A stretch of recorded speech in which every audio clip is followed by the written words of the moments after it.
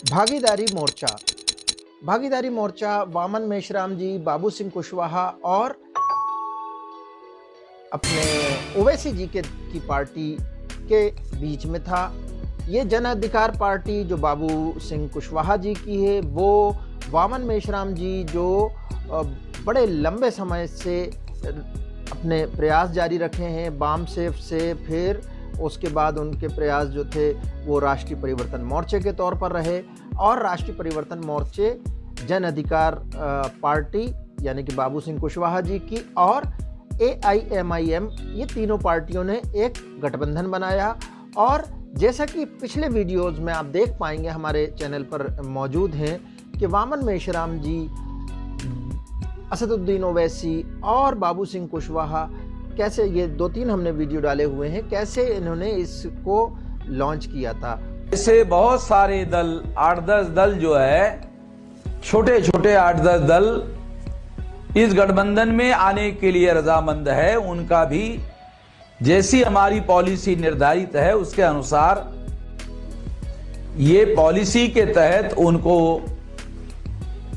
इस गठबंधन में सहभागी कराने के बारे में हम लोग गठबंधन के जो प्रमुख साथीदार हैं वो आपस में सलाह मशवरा करके कहती है कि उसके कार्यकाल को हम भूल जाएं।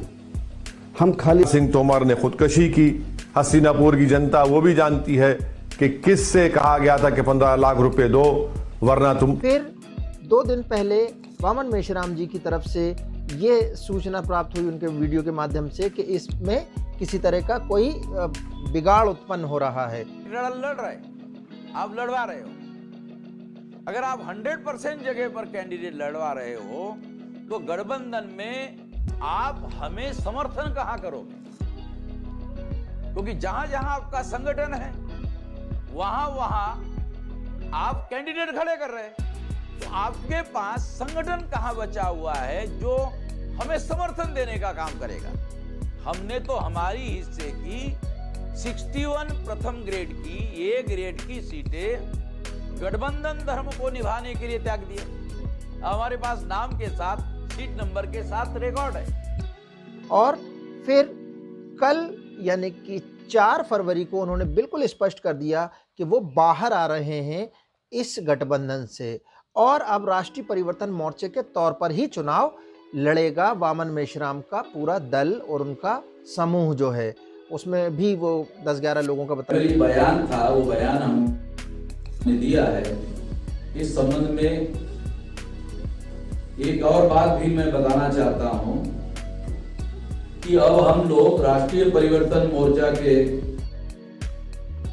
द्वारा उत्तर प्रदेश के चुनाव में लड़ेंगे।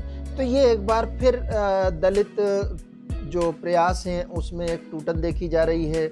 और ये शायद इसमें वही हुआ है कि वामन मेश्राम जी का ये पहला प्रयास है।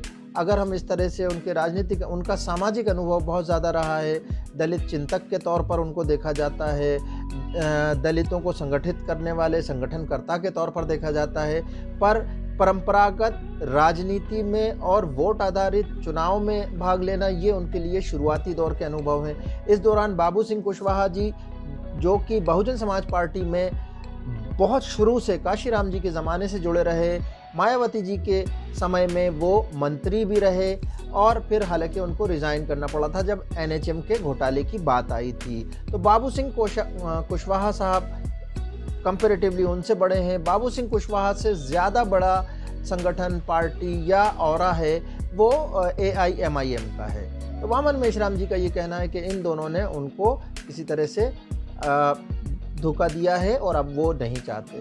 तो ये अधिकतर होता है कि जब बहुत छोटी पार्टी बहुत बड़ी पार्टी के साथ आती है या पार्टियों के साथ आती है तो बड़ी पार्टियां उसके साथ न्याय नहीं करती हैं। तो एक और संगठन है जो कि इस तरह से वापस बिखर रहा है।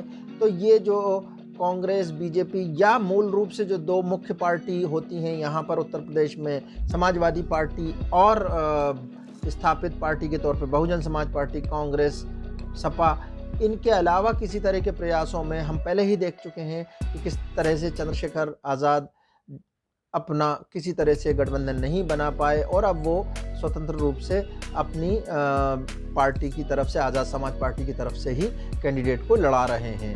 इसी तरह से राष्ट्रीय परिवर्तन मोर्चा भी लड़ा गया। इसमें एक बात विशेष ध्यान रखिएगा कि जन अधिकार परिषद नाम के 2-3 संगठन हैं। एक राष्ट्रीय जन अधिकार पार्टी करके है, वो दिल्ली में रजिस्टर्ड है, दिल्ली की पार्टी है। एक जन अधिकार पार्टी लोकतांत्रिक है जो पप्पू यादव जी की है। तो इनका भी नाम उसी तरह का, मगर यहाँ हम जो बात कर रहे हैं वो बात कर रहे हैं बाबू सिंह कुशवाहा जी की।